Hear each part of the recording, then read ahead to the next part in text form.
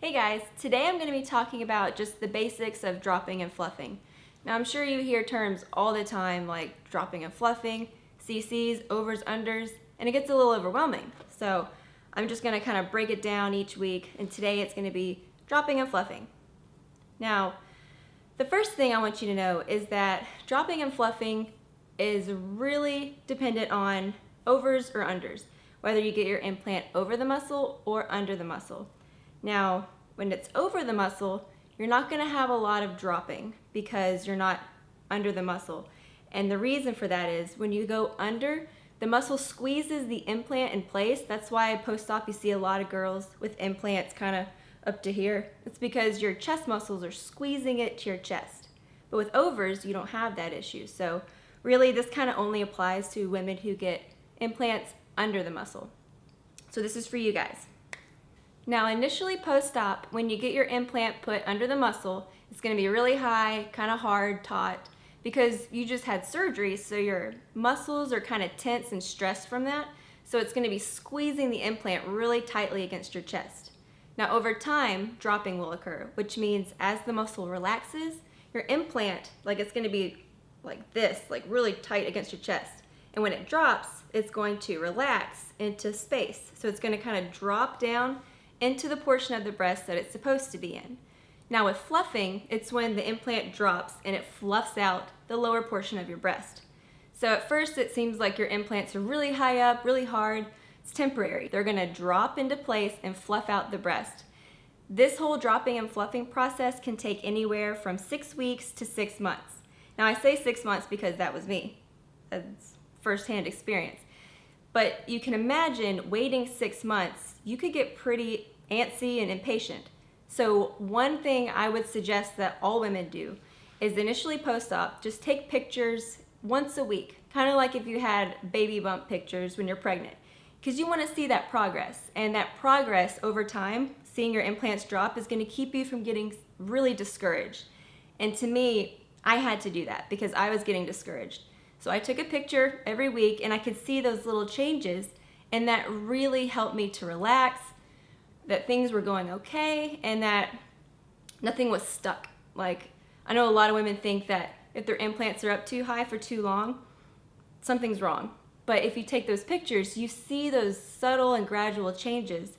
And so it's kind of reassuring, and it gives you a sense of peace through that recovery process. So I would highly, highly, highly encourage that you take progress pictures.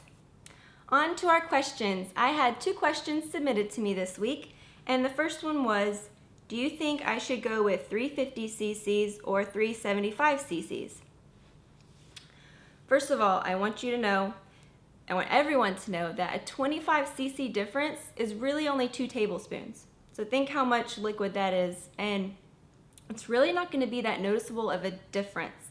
Unless you're getting saline, I would encourage the conversation. Otherwise, I would just go with whatever your gut tells you if you're getting silicone, because like I said, you're really not going to see a difference between 25 cc's. So whichever you feel the most at peace with, that's the one I would go with. Now the reason I brought up saline is because a 25 cc difference can actually decrease the chance of rippling, which is when the implant kind of ripples around the edges, and you can see it a little bit on the sides. So a lot of surgeons will suggest overfilling the implant anywhere between 15 cc's to 50 cc's. So that's the only time I would ask, well, if you're worried about 25 cc difference, are you getting silicone or are you getting saline? So silicone, not a big difference. Saline, you might want to talk to your surgeon about overfilling if that's why he's asking you about a 25 cc difference. So that would be my suggestion. Question number 2. What does overfilling the implant mean, and why do women get it? Well, that's kind of perfect. We were just talking about that. So overfilling the implant means when you put more liquid into the implant than it's supposed to have. Now, silicone implants cannot be overfilled. They already come pre-filled, and there's nothing you can do about it. They come to your surgeon's office already ready to go. Now with a saline implant, it's an empty shell. So let's say you have, for example, with the last question, a 350 cc saline shell implant. You can actually put more saline into it to decrease rippling. So you overfill it to decrease that aesthetic complication.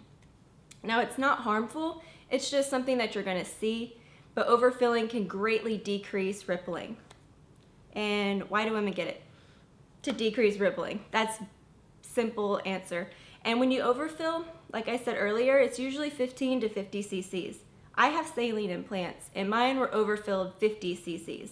And I have a tiny bit of rippling, but I never see it, honestly. It's only when I'm bending over or reaching for something. But how often am I topless reaching for something? Not that often, so it really doesn't bother me. So there you have it. Those are the questions.